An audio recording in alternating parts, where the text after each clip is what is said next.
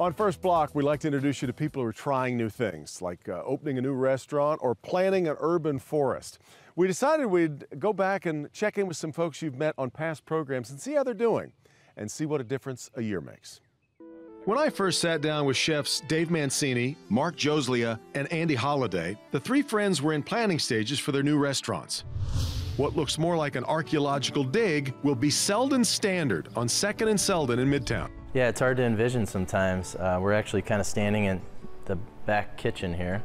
It's a little bit overwhelming, but it's a really fun process. Andy and his partner Evan Hansen envision seasonal food served small plate style, sourced as locally as possible. Yeah, I figure I'll be bellying up to this bar right about here.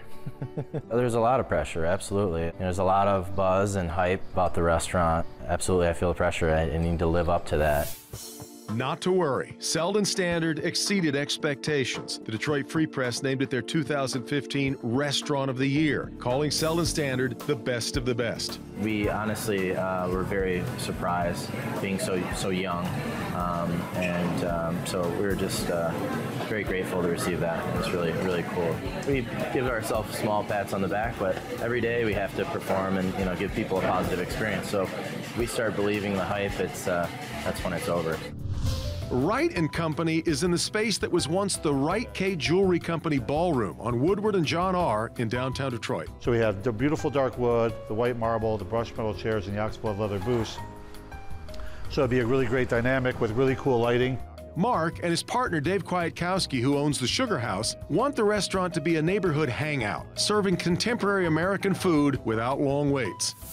Wright & Company opened to rave reviews and big crowds. I used to joke around when I first moved here. I said there's only 50 people that live downtown, because everywhere I go I see the same 50 people. Now on a Saturday night when the place is rocking and 3 deep at the bar, I don't know where any of them came from. And the restaurant acquired an unexpected downstairs neighbor, designer John Varvatos. He kind of looked around the place, looked at the ceiling and such, and he said, "So you guys own this place?" And we said, "We do." He says, "This is one heck of a place." And we said, "Coming from a man like you, that's one heck of a compliment." And so obviously, we went into negotiations to have their opening party right after they have with Alice Cooper played downstairs, about 700 people. We were the VIP rooms. Mark and Dave Kwiatkowski also opened Cafe 78 at MoCAD, the Museum of Contemporary Art Detroit. So there's another outpost to try their food and drinks. Cafe 78 happened to be where Mark and Andy both first heard about a major career honor from Andy's wife, Natasha. They came in, she gave me a big hug, and she says, "Isn't that exciting?" And I said, "What are you talking about?" And she said, "You and Andy have both been semifinalists for the James Beard Award for the Great Lakes region, and only been open about 6 months, first of all. And to get that kind of national recognition was just unbelievable, unbelievable." My friends Mark and Andy got moving a little quicker than I did, so I'm trying to catch up to them. The third in our trio of chefs, Dave Mancini, already owns the super popular Supino's Pizza and is nearing the finish line with his new restaurant. Dave's got La Rondinella, a companion Italian restaurant right next door to Supino in Eastern Market. We got these reclaimed ceilings, the tin ceilings, pretty excited about. Got the exposed brick here along the one wall, so we're kind of trying to go with the historic feel of the market. The interior is almost finished and the menu is set. I'm really excited about being able to serve wine with my food.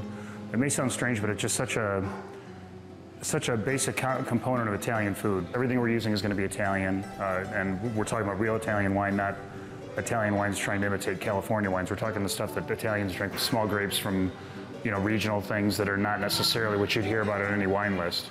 There's nothing left to say but chin chin and aguri. I know it's going to be hard work, and that's, this is a tough industry, but it's a lot of fun too. So it's going to be, I'm trying to get my sleep in now. Also on a previous First Block, Priya Mann brought you the story of Hance Woodlands, financier John Hance's strategy for transforming a neighborhood through urban agriculture.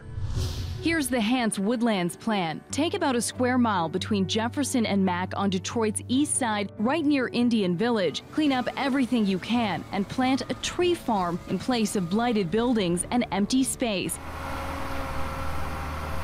1,000 holes per acre dug close together so the trees grow straight and better for timber. Well, this is going to be the tree right here. This white birch sapling could one day reach 60 feet or higher.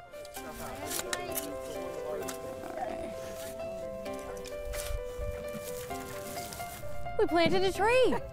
Look at that. You do something new every day. Like most of the other 5,000 sprigs planted that day, Prius tree is taller now. They're doing really well. In fact, we bought the trees from a nursery in western Michigan, and when we told them we were going to have volunteers come out and plant them, they said, oh, be prepared for heavy losses. But 95% of those trees survived, and not only did they survive, but they look great and they've been growing, so they're doing very well. Mike Score and his team constantly maintain the lots that were planted last year and the new trees planted on the second annual plant day. Students from neighboring Southeastern High School were among the volunteers who helped put 5,000 additional tulip poplar trees in the ground this year. It's part of a growing partnership to teach entrepreneurship and urban agriculture as part of the school's science program. Taller sugar maples planted on some lots help neighbors visualize the future for all of the trees. People came out of their houses with their smartphones and started taking pictures, and they said, oh, that's what the little trees are going to look like. So it was instant. As soon as we put the big trees out, people saw that this was going to be a really nice feature to the landscape 10, 20 years from now. I'm convinced it's going to be a great place. It's going to be a global destination because Detroiters are going to take the resources that are laying out in the landscape, and they're going to manage them well, and they're going to be entrepreneurs. And in another past First Block story, Ben Bailey placed a geocache here at the TV station, and over the months, plenty of geocachers found it. They've signed their names and noted the temperature like we asked. The local 4 cache is still there for the finding. Fresh stock of headshots, too. It is great to see so many of the people and projects we've covered on this program thriving, and we're going to continue to keep tabs on them and many others, and we'll bring you updates on future programs. Thanks so much for being with us for First Block.